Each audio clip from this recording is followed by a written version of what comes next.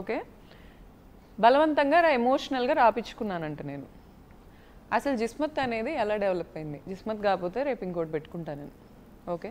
జిస్మత్ అనేది నా బేబీ. ఈ రోజున ఇంత పెద్ద అర్బన్ సిటీలో ఒక ఫాదర్ రూలింగ్ పార్టీని క్లెయిమ్ చేసుకుంటున్నారు. ఆంధ్రప్రదేశ్లో రూలింగ్ వాళ్ళమ్మ 2013లో వైసీపీలో పోటీ చేసి సర్పంచ్గా గెలిచింది. అబద్ధమా? చెప్పమనండి. అసలు ఈ పార్టీలకు మాకు సంబంధం ఏంటండి? ఓకే, అందుకే మా నాన్న ఒక పార్టీ, ఆయన ఒక పార్టీ. నేను కాదే. నేను అసలు ఏ పార్టీ కాదే. ఏదో ఒక పార్టీకి సరైన పార్టీకి బహుశా మేయర్ లేకపోతే ఏదో పొజిషన్. ఏమండి, నాకు మా ఊర్లో టీడీపీ వాళ్ళు క్లోజే, వైసీపీ వాళ్ళు క్లోజే. మేమందరం ఉమ్మడిగా ఉంటాం. ఏంటి పార్టీల విషయం గురించి కానీ నేను చెప్తుంది ఫ్యామిలీస్ పరంగా. ఇప్పుడు మా ఎమ్మెల్యే గారు ఉన్నారు, నాకు ఎప్పటి నుంచో అభిమానం అంటే. ఆవిడ రూలింగ్ పార్టీలో ఉన్నారు. మా నాన్న వేరే పార్టీలో ఉన్నారు కదా అని ఆవిడని ఏ రోజు నేను కించపరచను, లేకపోతే ఆవిడని ఏ రోజు తక్కువ చేసి మాట్లాడి నా సంస్కారం అది కాదు. నన్ను మున్సిపల్ చైర్మన్గా చేయమని అడిగిన మాట వాస్తవం. మా ఫాదర్ ఆయనే కూర్చున్నారు, వద్దనుకున్నారు, అయిపోయింది ఎపిసోడ్. నాకు ఒక పార్టీ నుంచి ఎమ్మెల్యే టికెట్ వచ్చింది మా ఊరికి. ఆ సబ్ టెక్స్ట్ అంతా నేను చెప్పడం వేస్ట్, అది పాస్ట్. నేను చేయలా. మాకు బీడు భూములు ఉన్నాయి, లేకపోతే మేము లేని వాళ్ళం, ఇవన్నీ ఏంటండి? దేనికి? What is the use? నేను ఈరోజు నా ఉమెన్ రైట్స్ పోయినాయి, నా చైల్డ్ రైట్స్ పోయినాయి అనే పాయింట్ నేను నా దగ్గర ఇదే చెప్పి మీడియాకి ఎక్కి ఇదే చెప్పి ధర్మాన్ని రమ్మనండి. ఎందుకు వాళ్ళ ఫాదర్ ని పంపిస్తున్నాడు? ఏం బాలేదండి అతనికి, హెల్త్ ఇందాక బాలేదా? అదే I don't want to talk to him అండి. Please ask on my behalf to come and talk. Whatever it may be, because మీ పిల్లాన్ని దృష్టిలో ఉంచుకొని ask him, you have a right. Divorce అయిపోయిన తర్వాత you have. నా పిల్లాడి గురించి అతను ఈ రోజు ఏడుపులు ఏడుస్తున్నాడు మీడియాలో, నేనేదో చూపించలేదని. సరేనండి, వాళ్ళు చెప్పిన కంటెక్స్ట్ మొత్తంలో నేను మంచిదాన్ని కాదన్నారు, మా నాన్న మంచోడు కాదన్నారు, మా అమ్మ మంచిది అన్నారుగా. అంటే మా అమ్మ ఎంతో కొంత వాళ్ళకి నచ్చినట్టు బిహేవ్ చేసిందని అర్థం. ఇక్కడ వాళ్ళ మంచితనం, వాళ్ళకి మేము ఎందుకు మంచి కాదంటే వాళ్ళ సెట్ ఆఫ్ రిస్ట్రిక్షన్స్లో మేము లేవని. సెట్ ఆఫ్ రిస్ట్రిక్షన్స్ ఏముంటాయి? ఇప్పుడు వాళ్ళు వచ్చి ఇది మాదంటే వాళ్ళు అనాలి. వాళ్ళు ఏ మంత్రం చదివినా ఇక్కడ నేను కూర్చొని మమ అనాలి. బట్ వాళ్ళు ఏమంటున్నారంటే మేము అసలు వచ్చిందే లేదు, మేము ఎక్కువ రోజులు ఉండిందే లేదు, ఎక్కువ రోజులు వాళ్ళు ఎప్పుడు మా దగ్గర ఉండిందే లేదు, అసలు మీ ఇద్దరు ఇండివిజువల్గా ఉండడానికి ఎక్కువ ఇష్టపడేవాళ్ళు అనేది వాళ్ళు ఆయన అంటున్నాం. అసలు హైదరాబాద్ ఇప్పుడు ఆ సిచ్యువేషన్లో రిస్ట్రిక్షన్స్ ఎలా వస్తాయి? ఇంకా ఏమండి, నేను మిమ్మల్ని ఒక క్వశ్చన్ అడుగుతాను. ఇప్పుడు నేను కొంచెం ట్రిగ్గర్ అయ్యి వచ్చా ఇక్కడికి. ఓకే, ఎందుకంటే ఇంత పెద్ద సిటీలో నన్ను అడ్డగోలుగా అన్యాయం చేస్తా తండ్రి కొడుకులు.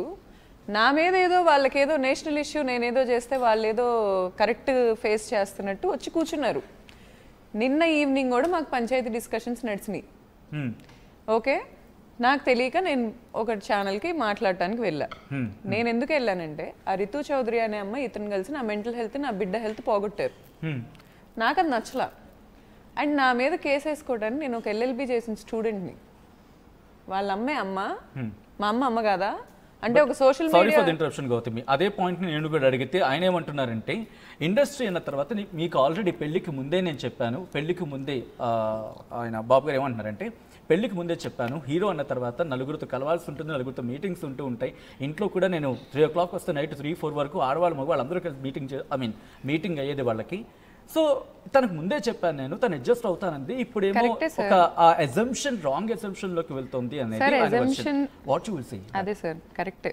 ఇప్పుడు cinema industry okay, first cinema చేశాడుగా, ఫస్ట్ సినిమా జరిగిందా చెప్పారా మీకు? అంటే ఇలా ఉంటుందని చెప్పి ఆయన నాకు ఏమన్నారంటే, అమ్మ మరి వీడు రేపు ఇండస్ట్రీలో అమ్మాయిల జోలికి వెళ్తే ఏంటి పరిస్థితి? ఈ మాటకి నేను చాలా హర్ట్ అయ్యా. ఎందుకంటే ఆయన నాకు కాబోయే మామగారు అప్పటికి. పెళ్లికి ముందే పైకి తీసుకెళ్ళాడు నన్ను ఇతను. తీసుకెళ్ళాక నేను అన్నా, మీ ఫాదర్ ఇలా అన్నారు మహేష్, మనకు అవసరమా? నాకైతే loyalty matters in relationship. So మరి మనకు అవసరం అంటావా? ఇలా ఉండే లెక్కైతే నీ దారి నువ్వు చూసుకోరాదు గౌతు. నేను నీకు ప్రామిస్ చేస్తున్నా, నేను హీరో అవ్వను, గుర్తుపెట్టుకో. నిన్ను కనుక నేను మోసం చేస్తే నేను హీరో అవ్వను, గుర్తుపెట్టుకో. నా కెరీర్ నాశనం అయిపోద్ది, గుర్తుపెట్టుకో. నిన్ను గనక నేను మోసం చేస్తే నేను హీరో అవ్వను. నేను నిన్నెప్పుడు మోసం చేయను. అయినా నాకేం తక్కువే మోసం చేయటానికి? నాకేం తక్కువ మోసం చేయటానికి? నేను ఒక అమ్మాయి ఎలా అయితే ఉండాలి అని నేను చిన్నప్పటి నుంచి కలలు కన్నాను. ఈ మాట అన్నాడో లేదు అడగండి. ఆ అమ్మాయిగా నువ్వు నాకు కనపడ్డావు. నువ్వు ఉండగా వేరే అమ్మాయిల దగ్గర వెళ్ళాల్సిన అవసరం నాకేంటే? బట్ అంటే సార్ ఇంకొక బాబు విషయం గారు కూడా ఏమన్నారంటే అక్కడ ఒక నలుగురితో మాట్లాడినప్పుడు బహుశా హీరోగా ఉన్నాడు కాబట్టి కాస్త ఇంటిమేషన్ సీన్స్ ఉంటూ ఉంటాయి, ఇంటిమేసీ ఉండొచ్చు, దాన్ని అపార్థం చేసుకుంది. అపార్థం చేసుకోవడమే ఈ రోజు ఇంతటి తీసుకొచ్చింది అనేది. సార్ ఇప్పుడు నేను పాలు ఇవ్వలేదు అన్నాడు ఆయన ఇందాక ఒక లైవ్, వేరే కాంటెక్స్ట్ లో అన్నాడు. నేను పాలు ఇవ్వలేదు బిడ్డకి, నాకు గ్లామర్ పిచ్ అంట అన్నారు ఆయన. ఇప్పుడు 13 నెలలు నేను నా బిడ్డకి పాలిస్తే 13 నెలలు పాలిస్తే వీళ్ళ కొడుకు చేసిన అట్రాసిటీస్కి నేను హాస్పిటలైజ్ అయ్యి ఆంధ్ర హాస్పిటల్స్లో అడ్మిట్ అయితే, విజయవాడ ఆంధ్ర హాస్పిటల్స్లో ఆడోళ్ళకి తెలిసిద్ది నేను చెప్పేది. గడ్డలు కట్టిపోయి అవును నాకు ఫీవర్ వచ్చి ఆల్రెడీ ఉన్న ఇబ్బందికి నాకు ఇంకా ఇబ్బంది అవుతుంటే అది ఎక్స్ప్రెస్ చేసి నా బిడ్డకి ఎక్కడ పాలు లేవో నేను వచ్చే దారిలో కూడా మా నాన్న బాబు వాడికి పాలు సరిపోవేమో, వాడు ఇంకా తాగడు, వాడు బయట పాలు తాగడు, అసలు ఇంకేం తెలుస్తారు నా బిడ్డ గురించి, వాడు బయట పాలు తాగడు. ఫార్ములా మిల్క్ మేము యాక్చువల్గా చిన్నప్పుడు ఏమన్నారంటే డాక్టర్స్, ఈ పాలు ఇస్తా కూడా అప్పుడప్పుడు ఫార్ములా మిల్క్ ఇవ్వండి, లేకపోతే బయటకు వెళ్ళినప్పుడు మీకు ఇబ్బంది అవుతుంది, ఒక టూ టర్న్స్ ఇది ఇచ్చినా ఒక టర్న్ ఫార్ములా ఇవ్వండి. వాడు తాగేవాడు కాదు, వాడు సిర్లాక్ తిండు, ఏం తెలుసు సార్ వాడు తినడు. నేను పిల్లల విషయం వచ్చింది కాబట్టి నేను అడిగే ప్రయత్నం చేస్తున్నాను.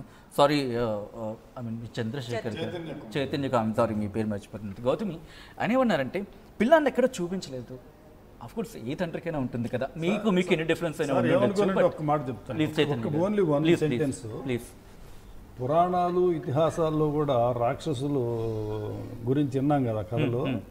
వాళ్ళు ఏదో రాజ్యాలు ఆక్రమించారు, దేవతల మీద దాడి చేశారు, లేకపోతే యజ్ఞాలు ఆఫ్ చేశారని చేశారు విన్నాం తప్పితే మగోడు అన్నాక తిరగాలరా నాన్న, ఎన్టీ రామారావు కూడా తిరిగాడరా నాన్న, అదేం తీసుకొచ్చింది ఆతులు కట్ట తెచ్చింది. ఒక అమ్మాయిని నేను అనేది ఏంటంటే మా అమ్మాయే కాదు మహిళా లోకం మొత్తం కూడా సిగ్గుపడాలన్నమాట. ముందు ఆయన ఇందాక మీడియాలో కూడా అంటున్నాడు నేను అంటానని కూడా అంటున్నాడు. ఏమంటున్నాడు, అదేమన్నా షావుకారు బిడ్డ కొజ్జిముండ, ఇటువంటి మాటలు ఈ సమాజంలో ఇవాళ ఈ ఆధునిక సమాజంలో స్త్రీ సమాన హక్కులు ఉన్నాయి, స్త్రీ సగం ఉన్నాయి ఈ రోజుల్లో. ఇటువంటి తండ్రి కొడుకుతో ఈ మాటలు అంటున్నాడంటే ఈ సమాజం దాన్ని ఎంత వ్యతిరేకించాలి సార్? అసలు ముందు ఒక్క మాటలో చెప్పొచ్చు ఆయన నేచర్ మొత్తం. మనం ఆ ఒక్క మాటతోటి కొడుకుతో తండ్రి మాట్లాడే ఆ మాటలు ఉన్నాయి కదా, ఒప్పుకుంటున్నాడు మీడియా ముందు కూడా నేను మాట్లాడాను ఆయన. దాన్ని బట్టే ఆయన సైకాలజీ ఏంటో, ఆయన మనస్తత్వం ఏంటో, కొడుక్కి ఆయన ఇచ్చే డైరెక్షన్ ఏంటో, కొడుక్కి ఆయన గురువుగా ఎలా వ్యవహరించాలనుకుంటున్నాడో, కోడల్ని ఎలా ఎలగొట్టాలనుకుంటున్నాడో, కొడుక్కి అక్రమ సంబంధాలు ఎలా అంటగట్టాలనుకుంటున్నాడో మొత్తం ఆ 2 నిమిషాల ఆడియో టేప్లోనే ఉంది సార్. ఆయన నేచర్ మొత్తాన్ని కూడా ఆవిష్కరించింది అది. బట్ మీ నాన్నగారు పాయింట్ రైజ్ చేసేగా చెప్తున్నాను అక్కడ. ఇందాక ఇదే క్వశ్చన్ రైజ్ అయినప్పుడు తను మహేష్కి మీరు ఎన్నో లింక్స్ అటాచ్ చేశారు. అలాగే నేను అనలేక బట్ నేను అనను, తను ఎంతోమందితో మాట్లాడుతుంది. ఈ 13 years కావచ్చు, లేకపోతే మాట్లాడుతుంది, మరి మేమైనా మాట్లాడామా? సో ఇవన్నీ ఆయన అన్న మాటలు. దీనికి మీరేమంటారు? మేము ఎప్పుడు ఎవరిని లింక్ చేయలేదు కదా, ఎందుకు మాట్లాడుతోంది? అపార్థం అనే కోణంలోనే ఆయన మాట్లాడుతున్నారు. What's your comment? సార్ ఇప్పుడు నేను అపార్థం అని ఎప్పుడు అనాలంటే 2 స్టేట్లు విన్నాయి ఆడియోస్. నా దగ్గర అతనే కన్ఫెస్ చేసిన ఆడియో ఉంది, ఒకసారి విందామా? లేకపోతే బికాస్ ఎవరైనా ఎప్పుడైనా చూడండి అంటే కనుక కొంచెం ఆ క్లారిటీ కాన్వర్సేషన్ ఫస్ట్ ఇచ్చిన ఆర్టీవీలోనే సార్.